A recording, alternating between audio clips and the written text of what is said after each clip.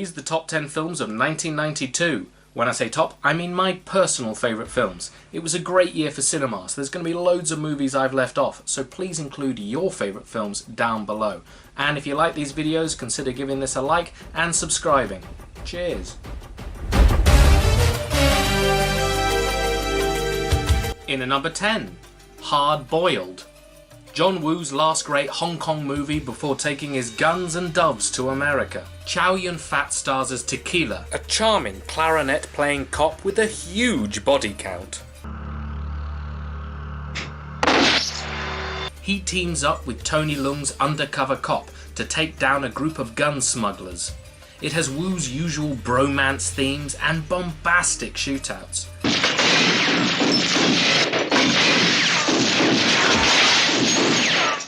The opening in a tea house is one of the most over-the-top, glorious action scenes in film history.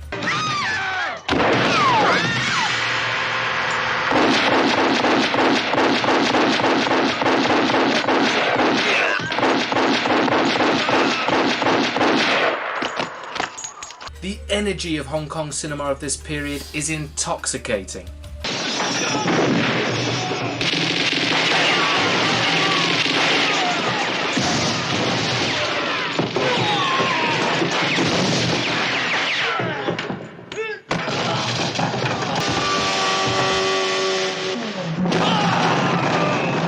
In at number 9, Glengarry Glen Ross. This film has wall-to-wall great performances. It's based on David Mamet's play about 4 real estate salesmen who were told that the 2 with the lowest sales within 2 weeks will be fired.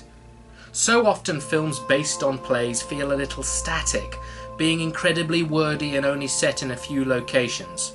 Well, those 2 things are true about this film, but it still feels cinematic due to the larger-than-life performances. Jack Lemmon gives one of his very best performances as Sheldon, who's truly struggling to sell anything. He's wonderfully desperate in it, on edge at all times, and all of it with a damaged ego behind it. Now, come on, you're a busy man, Larry, and so am I. My God, I'm in the act of giving a gift away. Look, I don't want to buy land, I don't want to invest in land, I have nothing. His performance was the basis for the character of Gil in The Simpsons. Honey, you should have seen me with my last customer. No, but I came so close. This guy was... Whose voice is that? Is that Fred? Oh, you said it was over. No, don't put him on. Hello, Fred. Hi. The Office's best closer is played by Al Pacino, who is in full shouty Al mode, and here it works a treat. Fuck you, Dave. You know you got a big mouth. You make it close, this whole place stinks with your farts for a week. How much you just ingested. Oh, what a big man you are. Hey, let me buy you a pack of gum. I'll show you how to chew it. Ooh, your pal closes, all that comes out of your mouth is bile. Ooh, how fucked up you are. Alan Arkin is his usually brilliant offbeat self. That's why I came in to work today. Yeah, that's why. Come in, I'll let you know. That's why I came in here. Just I go thought to lunch. I don't want to go to lunch. Go to lunch, George. And Ed Harris gives an intense, understated performance as the last salesman. Oh, fuck you! Fuck the lot of you! Fuck you all!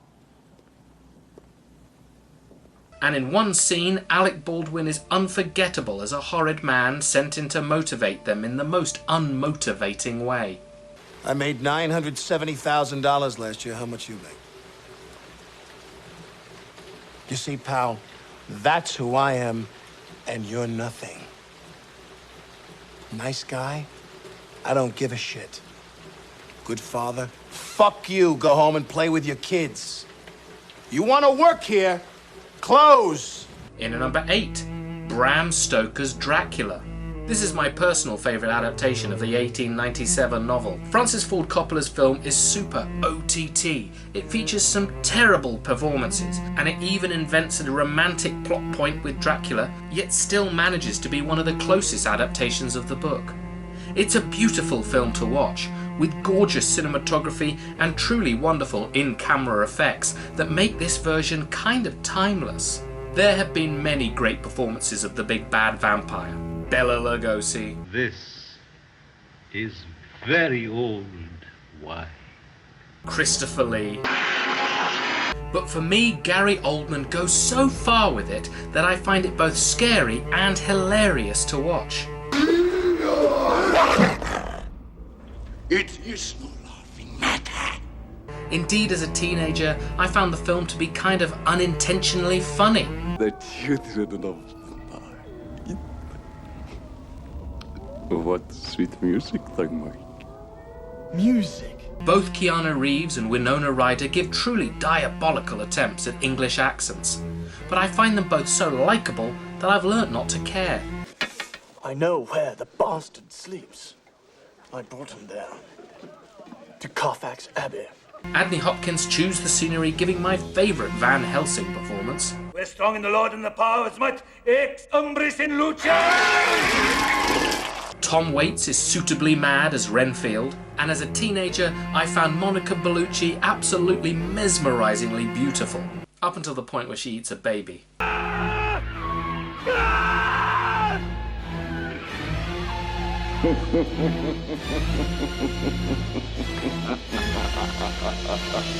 The music, the sets, the costumes, it's a decadent thing to behold, and the energy and imagination behind the filmmaking brings to mind Francis Ford Coppola's films of the 70s.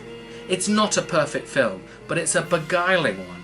In at number 7, Husbands and Wives. Woody Allen's film about 2 marriages going wrong. We follow 2 different couples. Alan and Mia Farrow play a seemingly happy couple whose relationship starts to go astray when their best friends, played by Judy Davis and Sidney Pollack, have said that they have broken up their marriage and are fine with it. It was ahead of its time by having handheld documentary-like cinematography and interviews with the characters, even though it's not a documentary, a type of comedy which is now incredibly common in sitcoms. Guess what? I have flaws. What are they? Oh, I don't know. I sing in the shower. Sometimes I spend too much time volunteering. Occasionally I'll hit somebody with my car. So sue me. No, don't sue me. That's the opposite of the point that I am trying to make. The film is full of great performances. Particularly good is Pollack, who plays a complete shit. Who's this? Who's this? This is my husband. It's none of your business. Please None of my leave business? right now. I don't want to leave. Leave right now. Am I all right? You're all right, What pal. the hell? Who are you? Hey. Liam Neeson is fantastic as a quite pathetic man who wants a relationship. You're a very beautiful woman. Oh.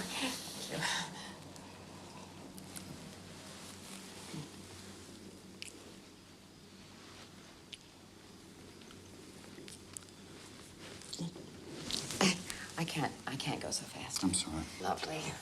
It's nice.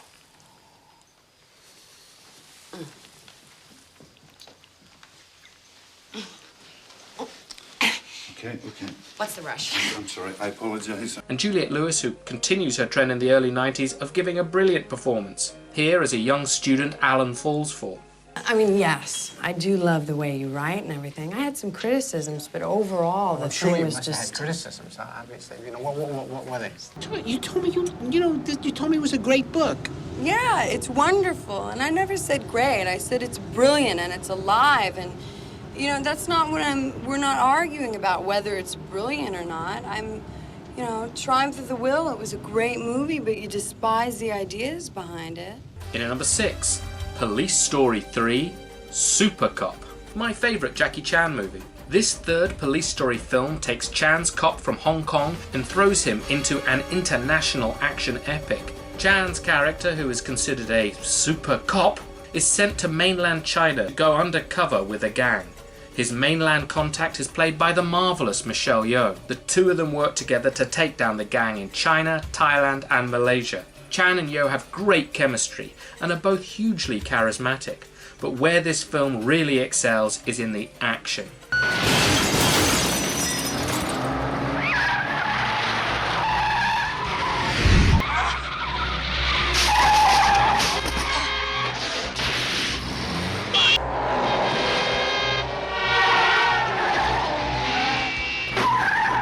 The action scenes leave you gobsmacked, with remarkably dangerous stunts and a level of chaos not seen in many movies. It's a bit odd seeing the bumbling policeman from the last 2 films mowing down people with a machine gun.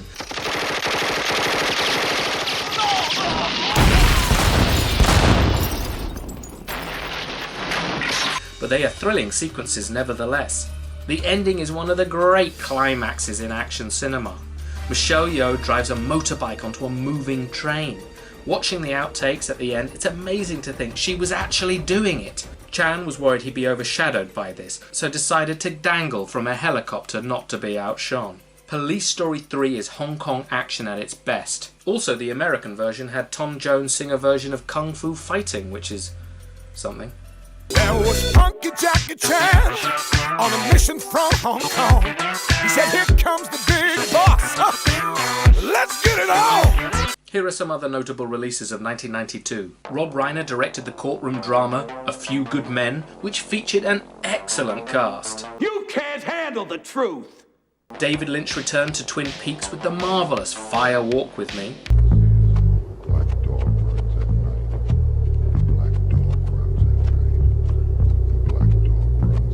Robert Altman took on Hollywood with the cameo-packed The Player. Angelica, Griffin Mill. Oh, hi. Good to see you. Malcolm McDowell. Hi, how are you? Hi, Bert. Good to see you. How you doing? Michael Mann left the gloss of Los Angeles to make The Last of the Mohicans. The Crying Game is most remembered for its big twist, but people often forget that it's a really good movie as well. Really good movie. Basic Instinct was famous for different things. I watched Candyman at a very young age and have still never said it 5 times in a mirror. Steven Seagal starred in Under Siege, the tremendously fun Die Hard on a Boat ripoff. There's just one thing they didn't count on. The cook. And I'm just a cook. Oh my God, we're gonna die. This is not the work of a cook. Weapons and tactics. I also cook. Gary Sinise directed and starred in the very good adaptation of Mice and Men. Al Pacino shouted his way through Scent of a Woman to win an Oscar. Hoo-ah! Hoo-ah! Tits. Hoo-ah. Are you finished, Mr. Slade? No, I'm just getting warmed up. Hoo-ah! Hoo-ah! Hoo-ah! Hoo-ah! I'm not finished! Hoo-ah! And there was the very English Howard's End. Now, wait. White men can't jump. For shocking cinema, you had Abel Ferreira's Bad Lieutenant, where Harvey Keitel plays a really bad lieutenant. There was the Belgian mockumentary Man Bites Dog about a serial killer. And Michael Haneke made the really horrid Benny's Video. There were also fun, grotesque films. Peter Jackson's Brain Dead had a ridiculous amount of blood and guts. In Death Becomes Her, Robert Zemeckis practiced new CGI techniques by killing Goldie Hawn and Meryl Streep in inventive ways. It was also great to see Bruce Willis return to comedy. Where did you put my wife? She's dead, sir. They took her to the morgue. The morgue? She'll be furious. And there was the incredibly silly third Evil Dead film, Army of Darkness. Oh!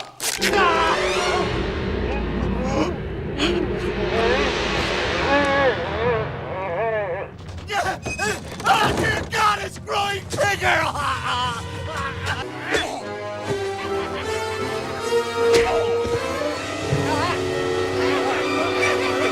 For comedy, there was Wayne's World.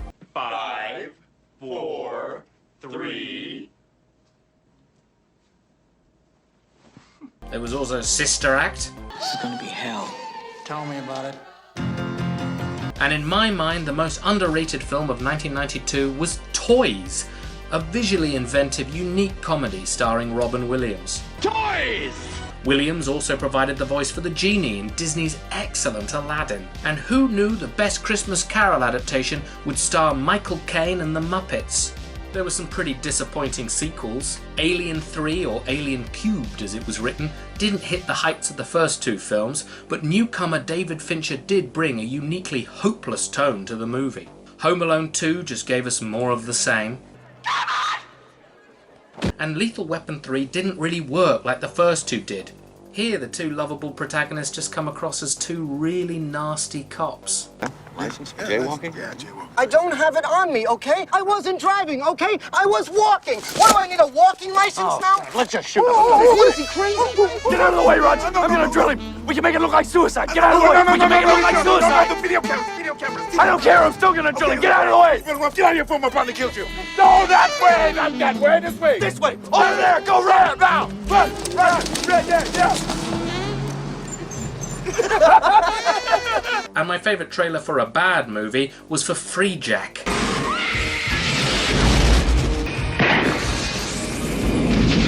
Sorry.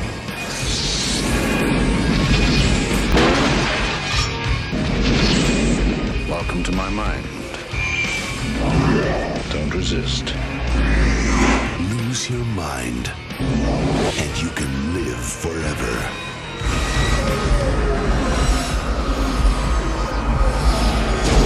Free Jack. Right, back to my top 10. In at number 5, In the Soup. One of the great independent comedies of the 1990s. This beautiful black and white low-budget film stars Steve Buscemi as a loser who wants to make a movie. All of a sudden, an eccentric man named Joe comes into his life and offers to produce the film. Joe is played superbly by Seymour Cassel, giving one of the best performances of the 90s. Hey, aren't you forgetting something? What? Do you want to give Joe a kiss goodbye?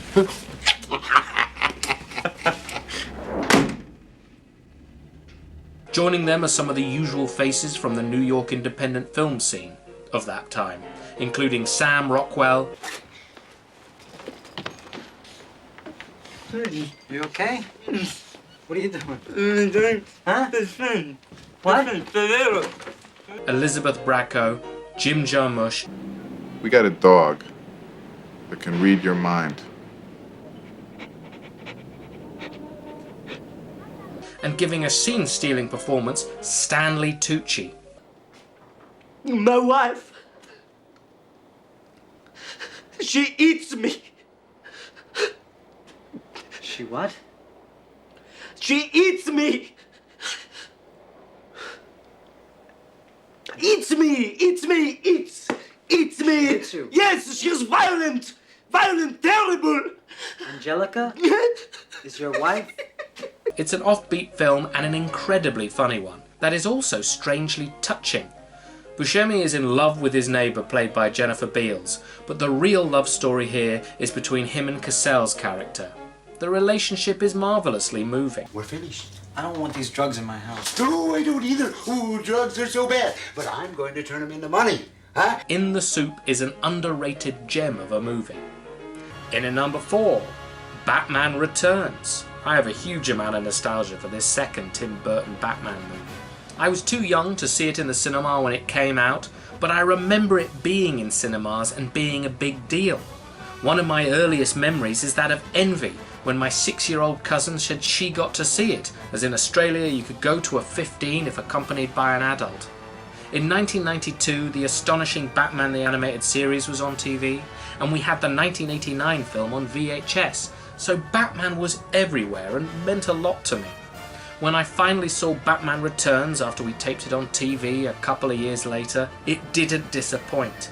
Michael Keaton was still effortlessly cool as Batman and Bruce Wayne. Tim Burton's gothic Gotham had only gotten more so.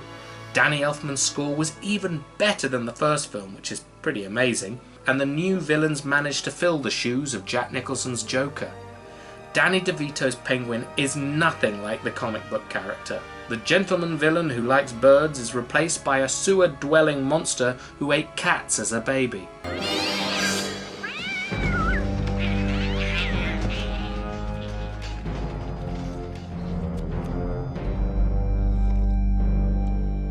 The makeup is fantastic, and DeVito is brilliantly horrible, funny, and tragic as the Penguin thing that first wants to become mayor, and failing that wants to drown children, and failing that decides to strap rockets to penguins' backs and blow up Gotham. Meow. Michelle Pfeiffer is perfect as Catwoman. The suit is something else, and her performance is sexy, mad, vulnerable, and totally arresting. And you've also got Christopher Walken doing Christopher Walken, and that's always a good thing. Santa Claus, afraid not. Santa Claus, afraid not. It was all too dark for McDonald's, who were pushing Batman toys in their Happy Meals. Can't imagine what they see wrong with it. Rush to McDonald's for the new Batman neck pins. There's Batman. The Penguin. Catwoman.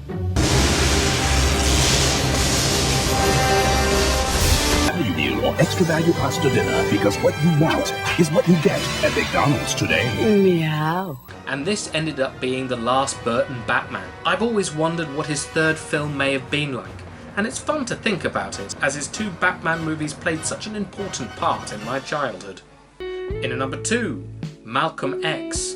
This biopic from Spike Lee, or Bio Joint as he might call it, is full of energy and features one hell of a central performance from Denzel Washington. Usually I'm not a big fan of biography films that show someone's entire life. They're usually a bit shapeless and can drag, but this 3-hour and 20-minute movie is riveting throughout.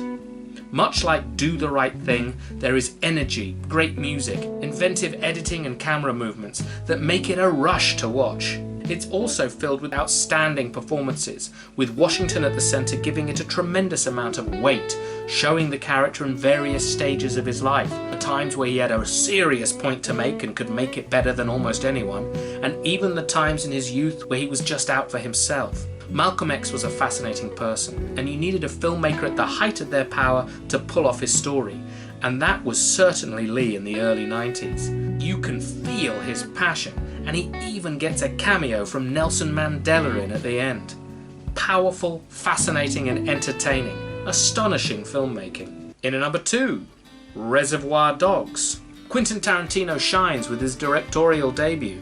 Tarantino is such a fascinating director. He is both totally original and unique, while simultaneously borrowing heavily from the films of the past. Here we get a film whose plot closely resembles the last act of the Hong Kong crime film City on Fire, but with thieves with colour-coded cover names, much like The Taking of Pelham 1, 2, 3. But Tarantino, with his very first film, injects his astonishing dialogue, toe-tapping music hits, and a heavy dose of the old ultra-violence, making this tiny-budget crime film set in only a few locations an absolute blast to watch. A heist film where you never see the heist. We see the aftermath and the planning in a brilliantly inventive, non-linear way. Tarantino's funny dialogue is full of pop culture references, swearing and everyday small talk, completely brings the world to life. These murderers suddenly become people we recognize and even relate to. As good as Tarantino's dialogue is, it needs great actors to pull it off, and boy oh boy did he assemble a hell of a cast. Harvey Keitel, Tim Roth, Chris Penn, Lawrence Tierney, a terrifying Michael Madsen, and nearly stealing the show, Steve Buscemi as Mr. Pink. Tarantino's passion for film is intoxicating. This is a hell of a ride and the start of a hell of a career. How about if I'm Mr. Purple? I mean, that sounds good to me. I'll be Mr. Purple. You're not Mr. Purple. Some guy on some other job is Mr. Purple. You're Mr. Pink. Who cares what your name is? Yeah, that's easy for you to say. You're Mr. White. You have a cool-sounding name. And in at number 1, Unforgiven. A western dedicated to Sergio Leone and Don Siegel has a lot to live up to, and Unforgiven more than delivered. The man with no name himself, Clint Eastwood, directs and stars in this, his last western, and what a way to go out.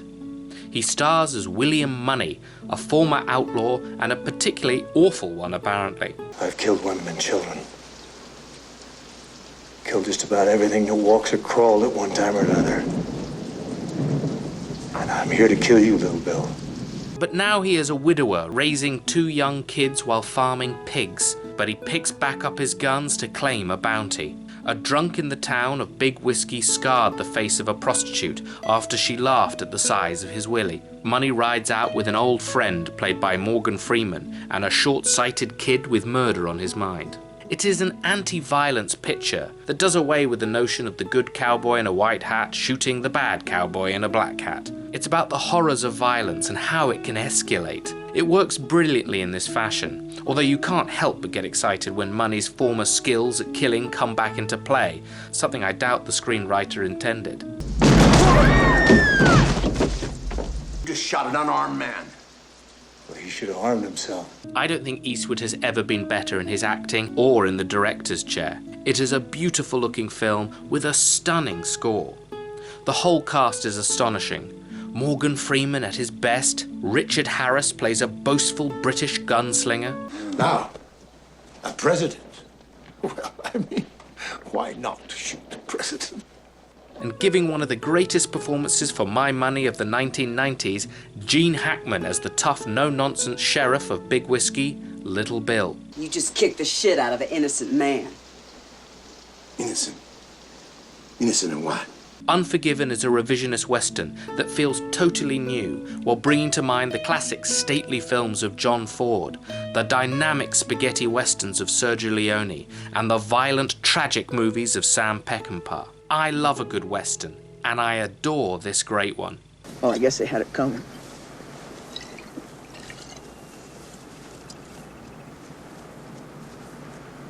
We all have it coming, kid.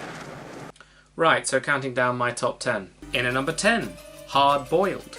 In at number 9, Glengarry Glen Ross. In at number 8, Bram Stoker's Dracula. In at number 7, Husbands and Wives. In at number 6, Police Story 3 Super Cop. In at number 5, In the Soup. In at number 4, Batman Returns. In at number 3, Malcolm X. In at number 2, Reservoir Dogs. And in at number 1, Unforgiven.